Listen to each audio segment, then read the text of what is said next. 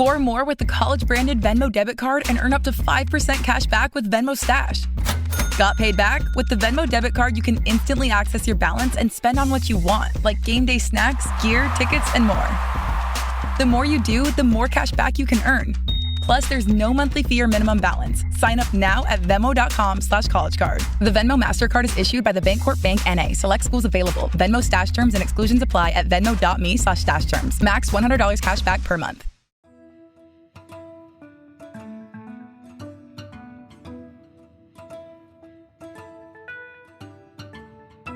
For the News and Observer, I'm Dawn Vaughan, Capitol Bureau Chief and host of Under the Dome, and you're listening to our latest episode for the week of October 9th, 2023. Today, I'm joined by my politics team colleague, Kyle Ingram, and investigative reporter, Tyler Dukes. We have Tyler here today because he's also a key data expert and knows a lot about redistricting and gerrymandering, which is on a lot of people's minds as we get into October and the legislative session is not done yet. There was at one point, if the budget was actually going to be done on schedule, that lawmakers were going to take a break for a month or a couple months and then come back in the fall. But that didn't really happen. And it's fall, and here we are at almost map time. So it doesn't look like, as you're listening to this, that there'll be any maps coming out this week, maybe toward the end of the week. House Speaker Moore told reporters recently. But there's map work going on. It's just nothing that we're really seeing. So before we get to how the process is different this year, Tyler, how did we get here? Well, it's been a long road. And for those people who sort of follow redistricting, might not be terribly surprised that we're here again. But to put a finer point on this, I mean, redistricting is supposed to be a process that only happens once every 10 years. But for decades, it has not been that way in North Carolina. This has been a constant fight between Republicans and Democrats and even other types of groups who have challenged these maps continually over the last couple decades on lots of different grounds. And what we're seeing at this point is the result of what in effect is sort of a established rule that neither the federal nor the state Supreme Court in North Carolina is going to in any way weigh in on partisan gerrymandering. So why is North Carolina so special? Well, we're special for a bunch of different reasons. I mean, we are in some ways a state that is still very competitive. So when we think about the reason why groups want to come in and challenge these maps, sometimes they're getting money from groups who feel like that challenging that map is going to make a difference. But we're also a state that has, for a very long time, sort of entangled both partisan and racial considerations within the context of drawing these maps.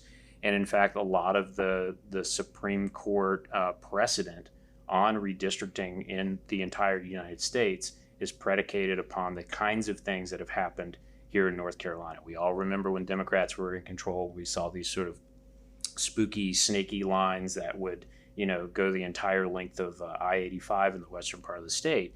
This state very much has a legacy of what some would consider gerrymandering, and that has sort of gone from the spectrum of racial gerrymandering in some cases all the way up through what we're now really often talking about, which is partisan gerrymandering.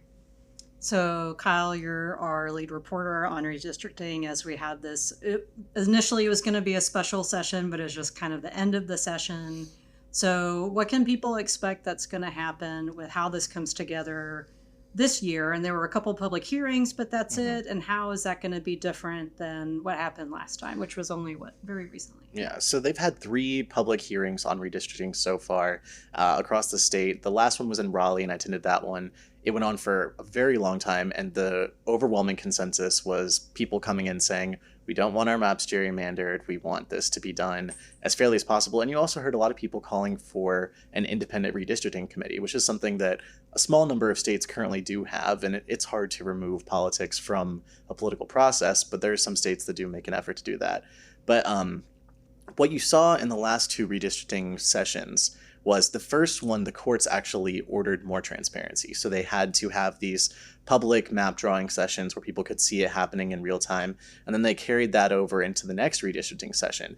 But those were really anomalies. Before that, it really is mostly that the maps were drawn in private, and it looks like they're going back to that this time. So I think what we can most likely expect this time is that the maps will come to us fully formed. We won't see what went into that. And, there was a section of the existing law saying that once new maps are approved, all of like the drafting and the communications that went into creating those became public record. That was completely cleanly repealed in the new budget. So we won't be able to see anything that went into making the maps.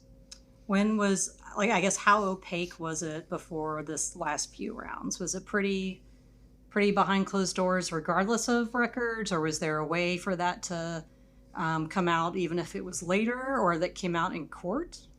A lot of times this stuff would come out in court. The process was very opaque prior to the last couple of years, and to the legislature's credit, they did a lot of things to make this process much more open. Now, there were still plenty of complaints about that. There were still plenty of accusations that there was map work going on behind the scenes. But really the last couple of years saw pretty remarkable transparency compared to previous years. And even the public records provisions, which me and some of my colleagues have actually tested in recent years, often don't give you a ton of insight into the back and forth between lawmakers and often other groups that are helping influence the map making process through their own analysis.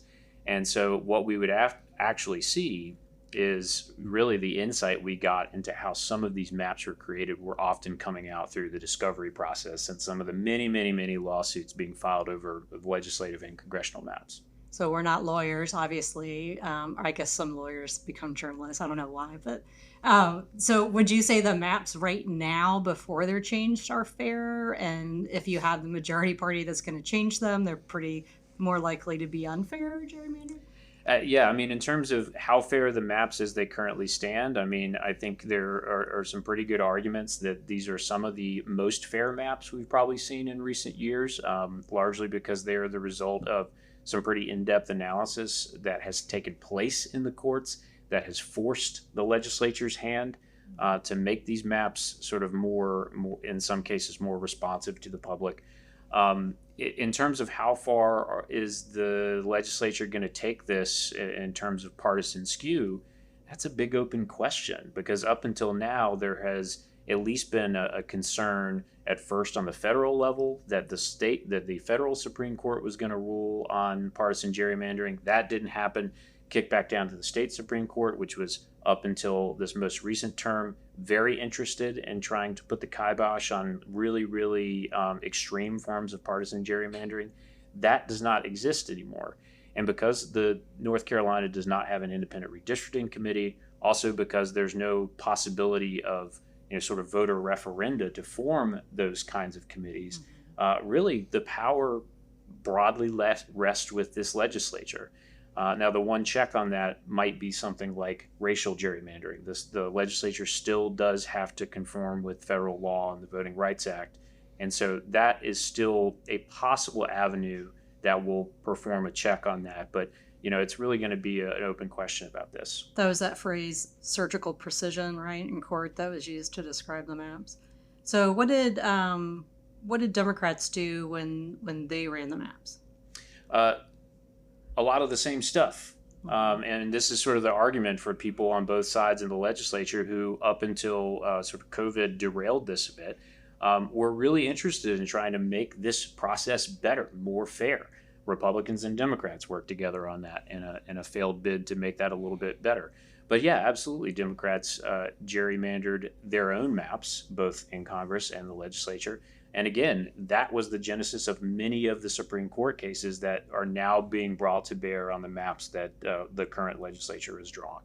And we should say, by the way, that this is not something limited to Republicans in North Carolina. Democrats in other states, Republicans in other states are also going through these redistricting processes. And, in fact, the federal case that went in front of the Supreme Court dealt with what Democrats were doing in Maryland and was argued at basically the same time as North Carolina's. All right, we're going to take a quick break. When we come back, we're going to talk a little bit more about the logistics of what to expect next with redistricting coming up, what else is happening this week, and then our picks for headliner of the week, which there's been a lot of news lately. So we'll be right back. The world moves fast. Your workday, even faster. Pitching products, drafting reports, analyzing data. Microsoft 365 Copilot is your AI assistant for work. Built into Word, Excel, PowerPoint, and other Microsoft 365 apps you use. Helping you quickly write, analyze, create, and summarize. So you can cut through clutter and clear a path to your best work. Learn more at Microsoft.com/M365 Copilot. Protein is now at Starbucks, and it's never tasted so good. You can add protein cold foam to your favorite drink or try one of our new protein lattes or matcha. Try it today at Starbucks. You're listening to Under the Dome. I'm Capitol Bureau Chief Dawn Vaughan, here with investigative reporter Tyler Dukes and politics reporter Kyle Ingram. Before the break, we were talking about redistricting and gerrymandering and how it seems like nobody's happy with whoever's in charge of it generally. So, Kyle, what are we looking at for how this is going to play out? What are the things the unknowns basically of how this is going to come together throughout October? I think one of the most interesting things we'll be looking at is how this affects North Carolina's congressional delegation. Our current congressional map was a court-ordered one that was created in 2022 by a group of special masters because the maps from the actual legislature were rejected. So that map resulted in a 7-7 split. So we have 7 Republicans and 7 Democrats from North Carolina in Congress. It's unlikely, I would say, that the legislature is going to draw a map that keeps that exact same breakdown. So it's going to be interesting to see how severe that ends up being. Is it 10-4, 9-5? We really don't know yet. We have a lot of freshmen in Congress, right? So there's Chuck Edwards on the Republican side, and the Democratic side is Jeff Jackson, Don Davis, Wiley Nickel. There's somebody else I'm forgetting. I'm always like, is Kathy Manning a freshman? No, she's not a freshman. Deborah Ross is incumbent, Alma Adams. So I'm sorry, whoever we forgot. There's a lot of you to remember. But one district we'd probably be looking at is whatever, Kings Mountain includes, right? Because House Speaker Moore already says he's not running again.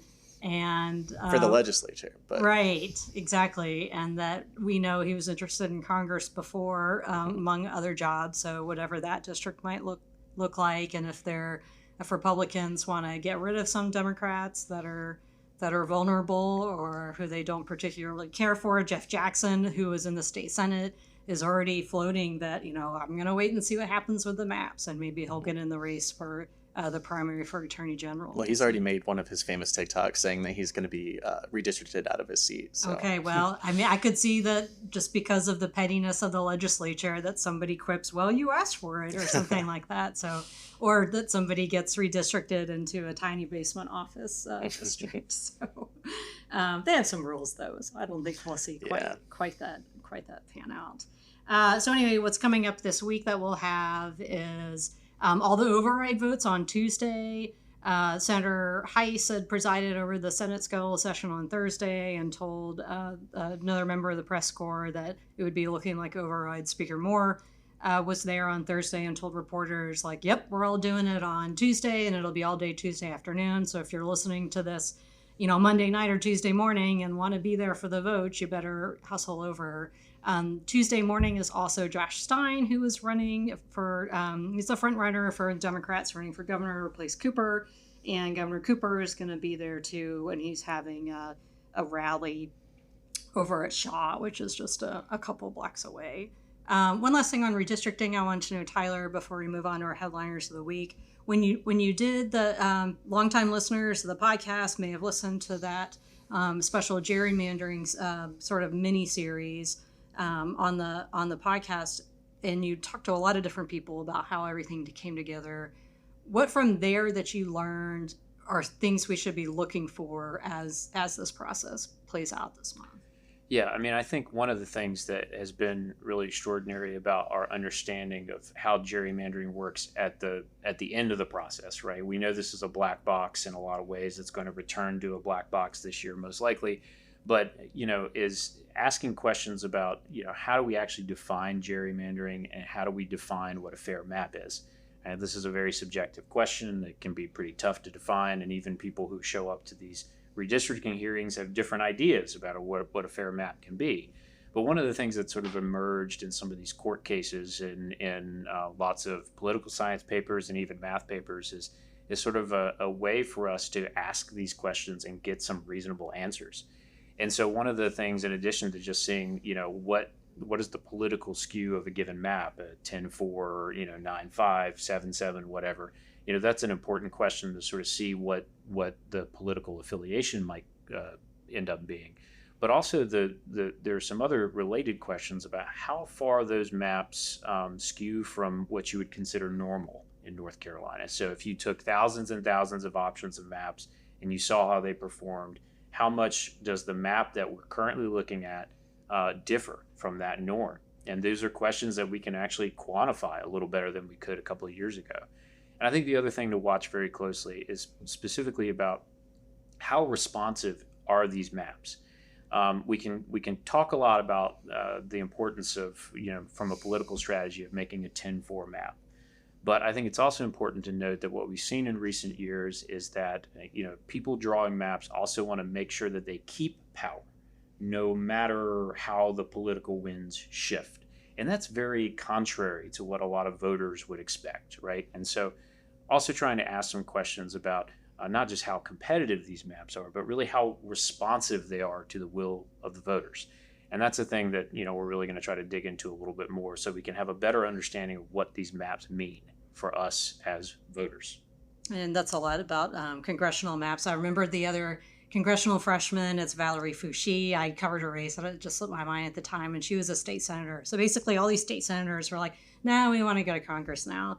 And maybe some people in the House want to go to Congress now, or some people are actually planning to run, even if Moore will tell us if he's definitely running again. So speaking of Congress, let's move on to our picks for headliner of the week.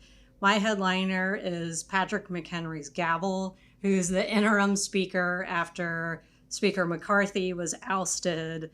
And you could tell that McHenry was not happy about it. And he gavelled out that session pretty, emphatically, I guess is what I would say. And like I was talking about earlier about how reporters had talked to Speaker Moore this week. It was a no vote session in the House, but Moore was asked about what he thought about how it played out. So I've got a clip of that, of his answer that I'll play for you about what he thinks about what's going on with the federal speaker. And here he is, our state speaker. So here's that Moore clip. I think it was the wrong move. I think it was the wrong move because you had literally just a very small group of the caucus who had that objection. And frankly, I think the way the rule is structured is a problem. Here in ours, I think it's 2/3 to remove the speaker. So, and that's good. I mean, if you've done something where 2/3 want you gone, probably time to go, right? So, but that one where any member can make a motion and then a breakaway group can join with the other party, that just invites chaos. All right, so let's move on to y'all's picks for headliner. Tyler, who or what is your headliner of the week?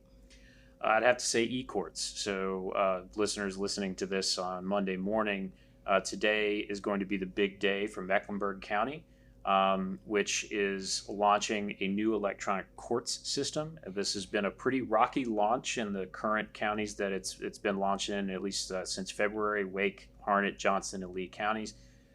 Mecklenburg County is the busiest courthouse in the state, and we're really going to be watching closely how that courthouse, the clerks and the lawyers, the judges, and more importantly, the public is being impacted by this rollout. So if you haven't read Tyler's work on e-courts on the News and Observer, you can do that at newsobserver.com. And I will say I was happy to note that during the scheduled session in the House, I believe it was Representative Joe John on his way out, he did a print edition of the N&O to Moore and said he should read it. And it was about the e-courts. So Kyle, who or what is your headliner of the week? My headliner is the Chapel Hill mayoral race. So I lived in Chapel Hill for 4 years when I was going to school there. And I think the politics are interesting there because obviously it's a very progressive liberal place. Most of the people elected in office share that ideology, but What has been sort of an undercurrent in the politics there and is really coming out now in the mayoral race is this divide in the town between pro-development and anti-development factions.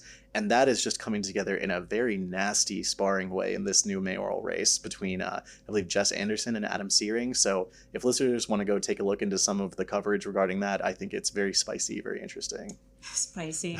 Yeah, you think Congress and the legislature is spicy? Like, check out some local council meetings sometime. So, all right, I'm Dawn Vaughan for Kyle Ingram and Tyler Dukes. Thanks for listening, and we'll talk to you next time. For more from our politics team, subscribe to the News and Observer at newsobserver.com/subscribe. Follow us on Twitter at Under the Dome and NC Insider, and sign up for our weekly political newsletter, also called Under the Dome, at newsobserver.com/newsletters. Thanks for listening.